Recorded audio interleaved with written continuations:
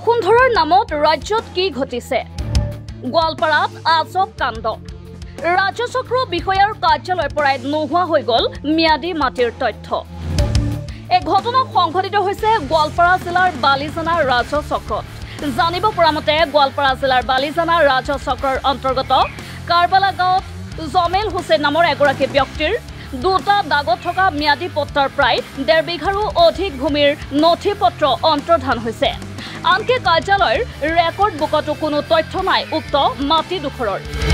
এই সন্দৰ্ভত জমেল হুছেইনে বালিজানা ৰাজচক্ৰৰ কাৰ্যালয়ত উপস্থিত হৈ বিষয়া কৰ্মচাৰীক সোধা পোছা কৰে যদিও কাৰ্যালয়টোৰ বিষয়া কৰ্মচাৰীয়ে কোনো ধৰণৰ সঠিক উত্তৰ দিবলৈ সক্ষম হোৱা নাই।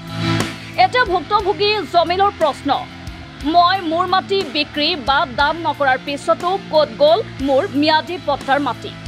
কাৰ্যালয়ৰ বিষয়া কৰ্মচাৰীক কোনে অধিকাৰ দিলে মোৰ ম্যাদী পট্টাৰ মাটিৰ তথ্য কাৰ্যালয়ৰ ৰেকৰ্ডৰ পৰা নোহোৱা কৰি দিবলৈ? মোৰ লগত সকলো মাটিৰ প্ৰয়োজনীয় নথি পত্ৰ আছে। মোৰ সন্দেহ ইয়াতে নিশ্চয় বহুকেইজন উচ্চপদস্থ বিষয়া কৰ্মচাৰী জড়িত হৈ আছে। মই ন্যায় নাপালে মুখ্যমন্ত্ৰীৰ কাষলৈ যাম বুলি ক'লে জমিলে।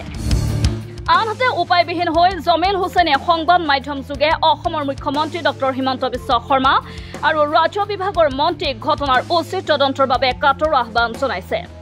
উল্লেখ্য যে ৰাজ্য চৰকাৰে প্ৰৱৰ্তন কৰা বসুন্ধৰা আঁচনিত এনে বহু পয়মাল ঘটাৰ বাতৰি পোৱা গৈছে। মোৰ 1 বিঘা 1 কঠা 3 লেচা মাটি, তাৰে মোৰ ডকুমেণ্টছ আছে, সব কিছু আছে। এতিয়া মই অফিচত গৈ দেখা পাই আছোঁ তাত 1 কঠা 3 লেচা, 1 বিঘাটো নাই।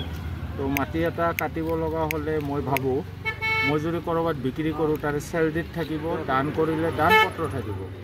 একো দান পত্ৰ নাই, চেল ডিড নাই।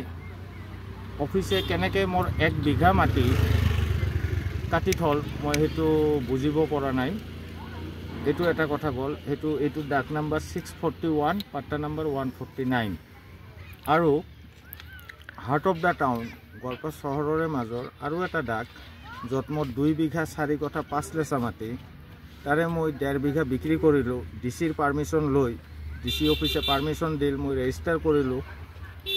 তাত বাকী মাটিখিনি নাইকিয়া হৈ আছে, অনলি 36 লেচা হৈ আছে। তো মই ভাবোঁ এইখন চৰকাৰ আমাৰ CM চাহাব থকা অৱস্থাত কোনো ধৰণৰ ইনডিচিপ্লিন সহ্য নকৰে। তো এইটো মই গোৱালপাৰা ডিচিকো কমপ্লেইন নকৰোঁ, একো নকৰোঁ। CM চাহাবৰ ওচৰত আমাৰ মুখ্যমন্ত্ৰী, সন্মানীয় মুখ্যমন্ত্ৰী ডাঙৰীয়াৰ ওচৰত অনুৰোধ, তেখেতে যেন ইয়াৰে এটা তদন্ত দিয়ে আৰু মোক উচিত ন্যায় দিয়ে। কাৰণ ইমান ডাঙৰ কেলেংকাৰী, 9 পৰা 9.5 কৰোৰ টকাৰ মোৰ মাটি নাইকিয়া কৰি থৈছে। মই ক'তো বিক্ৰী কৰা নাই, দান দিয়া নাই, মাটি ক'ত গ'ল? নিশ্চয় মই অৱগত কৰিছোঁ। মই গোৱালপাৰা ডেপুটি কমিশ্যনাৰ উপায়ুক্তৰ নামতো কেছ কৰিলোঁ, চাৰ্কেল অফিচাৰৰ নামতো কেছ কৰিলোঁ। তেওঁলোকে 90 ডেজ টাইম পাল, 3 মাহ, কিন্তু তেওঁলোকে আজিলৈকে ইয়াৰে উত্তৰ দিব নোৱাৰে। পাট্টা মাটি। আৰু আপুনি এটা কথা নোট কৰিব, 2 বিঘা 4 কঠা 5 লেচা হাৰ্ট অফ দ্য টাউনৰ মাটি মোৰ যদি মাটিয়ে নহয়, মই তাৰ পৰা 1.5 বিঘা কেনেকৈ বিক্ৰী কৰিলোঁ, য'ত ডিচিয়ে নিজে পাৰ্মিশ্যন দিছে মোক বিক্ৰী কৰাৰ বাবে। মই ৰেজিষ্টাৰ অফিচত গৈ ৰেজিষ্টাৰ দিলোঁ। তো 3 বিঘা মাটিৰ ভিতৰত কোনোবা এজন মানুহে যদি 1.5 বিঘা বিক্ৰী কৰে, বাকী 1.5 বিঘাটো তাত থাকি যাব। তো সেইটোত অনলি 36 লেচা হৈ আছে। বহুত ডাঙৰ কেলেংকাৰী আপোনাৰ বালিজানা চাৰ্কেলত, বহুত ডাঙৰ কেলেংকাৰী।